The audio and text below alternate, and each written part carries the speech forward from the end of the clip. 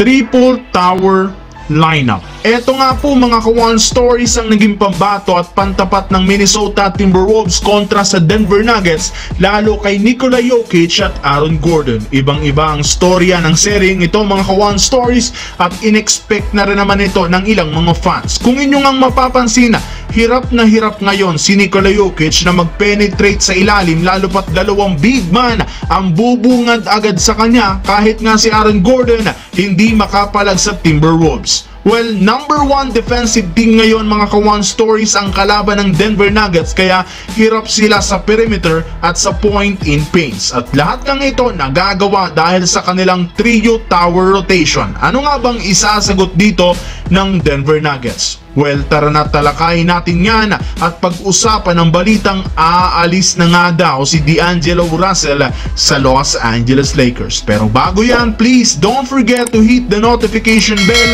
at mag-subscribe sa aking channel. Mga ka-One Stories, unahin natin ngayon ang triple tower na pantapat ng Minnesota sa Denver Nuggets. Well, lingid nga sa kalaman ng lahat, isa nga ang Timberwolves sa may pinakamalalaking lineup ngayong season. Sa katunayan, ginagamit nga nila ngayong starting 5. Tanging si Mike Conley lamang ang may height na 6'1", ang pinakamababa sa Wolves, pero veterano ang mamang to mga ka-One Stories at may shooting pa, kaya mas lalong magbe-benefit para sa kanila. Kung inyong ang mapapansin, taas ng confidence ngayon ni na Anthony Edwards at Mike Conley na tumira sa perimeter at sa mid-range dahil sa kanilang sentro. Hamakin nyo, 6'10" agad si Jaden McDaniels, habang power forward at center both 7-footer.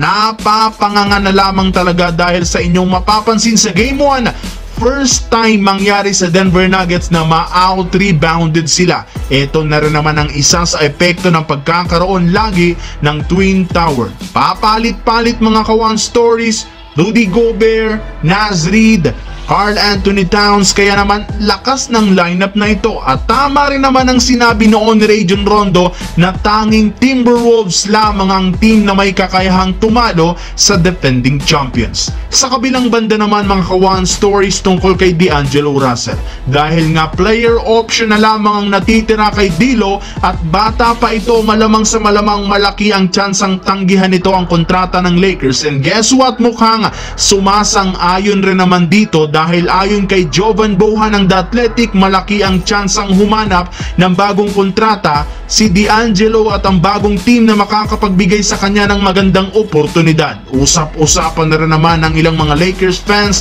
na aalis na ito dahil sa pagiging inconsistent sa playoffs, lalo kapag nakatapat ang Denver Nuggets. Marami rin naman nga pong miyembro ng organisasyon ng Lakers ang bibigyan ito ng kontrata, pero iti-trade din naman agad. Ibig sabihin may mangyayaring sign and trade deal para kay D'Angelo Russell. Pero may mga naniniwala pa rin naman na hindi ito bibitawin ni Rob Pelinka dahil hindi naman problema sa Lakers ang point guard, dahil ang pinaka-problema dito ay isang big man na makakatulong kay Anthony Davis sa ilalim. Pwede nga pong tanggalin nila si Jackson Hayes at kumuha ng bagong kapalit.